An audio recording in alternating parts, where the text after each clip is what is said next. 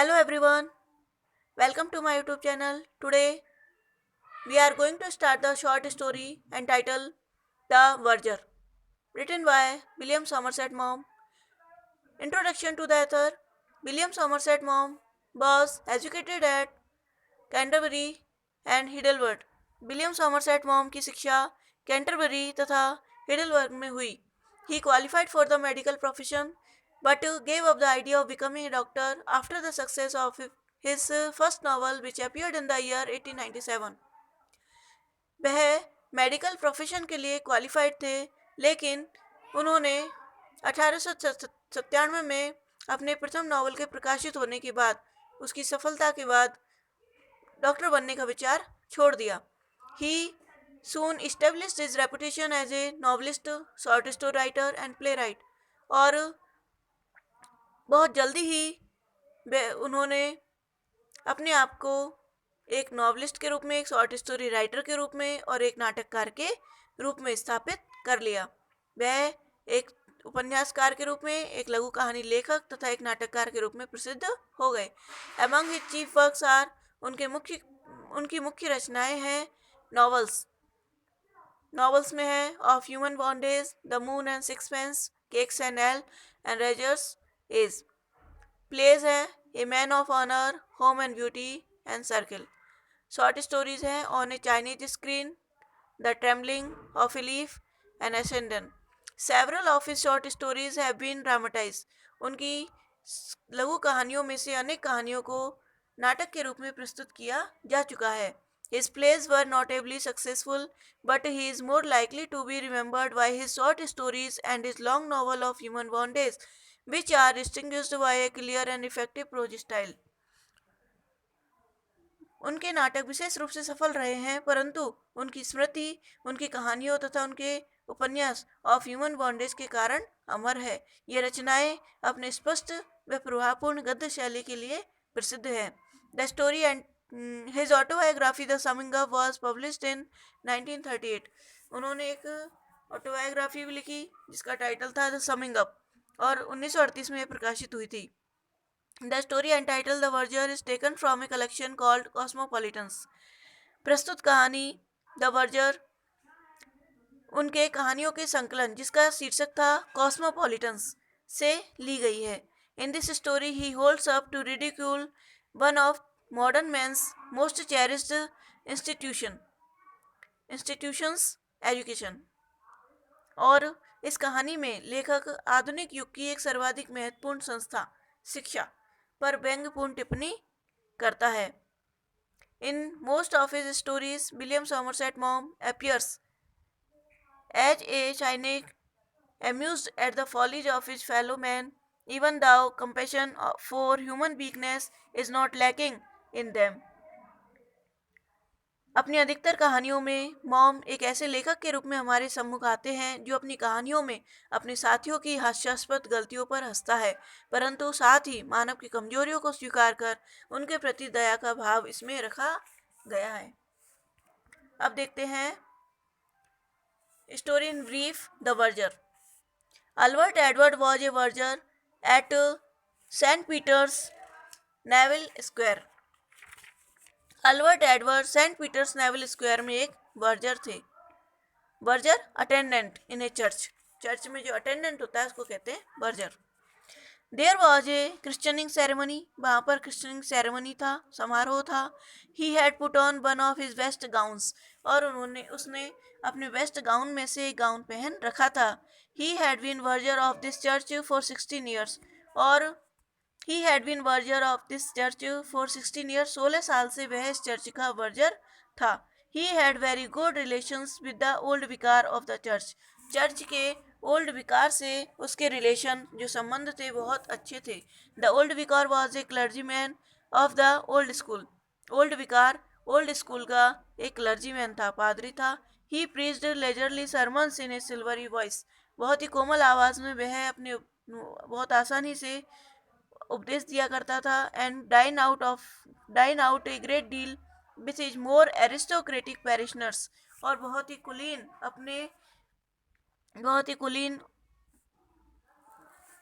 पैरिशनर्स के साथ. वहाँ के निवासियों के साथ, बहुत ही कुलीन एरिस्टोक्रेट पैरिशनर्स के साथ भोजन किया करता था।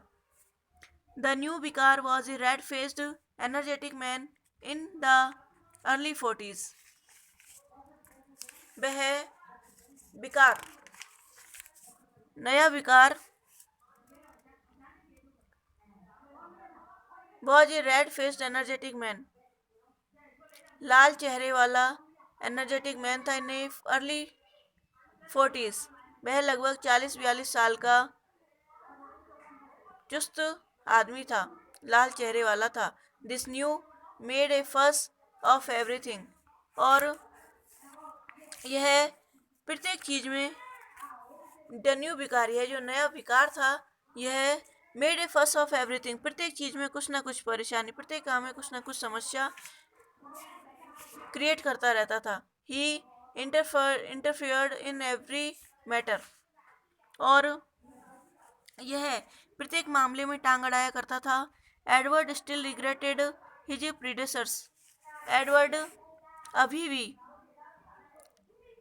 अपने उस पहले वाले विकार को,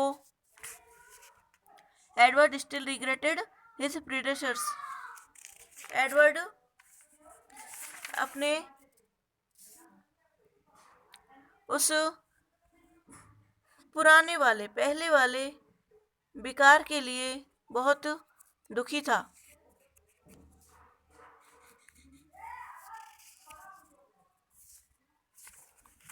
और but Edward was very tolerant, लेकिन एडवर्ड बहुत ही सहनशील था। Saint Peter's was in a very good neighbourhood, Saint Peter's का जो पड़ोस था वो बहुत ही अच्छा था। और the parishioners were a very nice class of people, और यहाँ के जो निवासी थे वो भी बहुत बढ़िया किस्म के लोग थे। The vicar came nearer and ask Edward to come into the vestry for a minute as he had something important to say to him. Vicar उसके पास आया and ask Edward to come into the vestry for a minute, और उसने 1 minute के लिए उसने Edward से 1 minute के लिए वेस्ट्री में आने के लिए कहा। वेस्ट्री कहते हैं वह रूम, वह कमरा जिसमें पादरी धार्मिक उत्सवों में प्रयोग में आने वाली पोशाकें रखता था, ड्रेसेस रखता था, उसको कहते हैं वेस्ट्री। तो जो विकार था नया वाला, उसने 1 मिनट के लिए एडवर्ड से वेस्ट्री में आने के लिए कहा, एज क्योंकि he had something important to say to him, कि उसे कुछ इम्पोर्टेंट बात करनी थी। The vicar waited for him to come up, vicar ने उसके आने का इंतजार किया। And they walked up the church together, और वे दोनों साथ साथ चर्च गए। द विकार एंटर द वेस्ट्री, विकार ने वेस्ट्री में प्रवेश किया। When Edward came into the vestry, लेकिन जब एडवर्ड ने वेस्ट्री में प्रवेश किया, he was surprise to see the 2 church wardens there, तो वहाँ पर 2 चर्च वार्डन्स को देखकर वह बहुत आश्चर्यचकित हुआ। दे वर एल्डरली मैन, वह अधेड़ उम्र के व्यक्ति थे। They had been church wardens almost as long as Edward had been a verger, और वे लगभग उतने ही समय से चर्च वार्डन के पद पर थे जितने समय से एडवर्ड बर्जर के पद पर था। They sat on both sides of vicar, वे विकार के दोनों साइड बैठ गए। एंड एडवर्ड फेस देम, और एडवर्ड ने उनको फेस किया। Edward wondered with a little uneasiness what the matter was, कुछ परेशानी से अनुभव करते हुए एडवर्ड ने सोचा व्हाट द मैटर वॉज, कि आखिर क्या मामला था। From there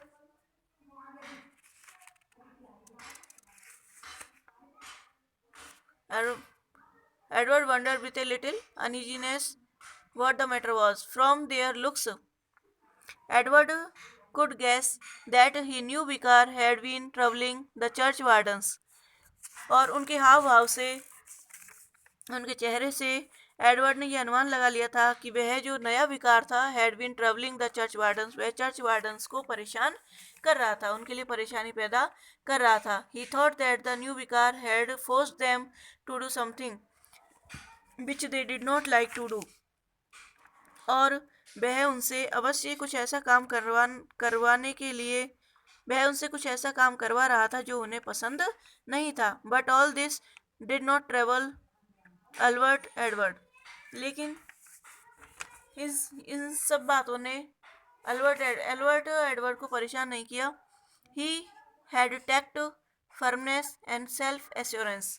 his character was unimpeachable, क्योंकि जो अल्बर्ट एडवर्ड था वह बहुत कुशल, बहुत ही दृढ़ और सेल्फ एश्योरेंस वाला व्यक्ति था, आत्मविश्वास वाला व्यक्ति था.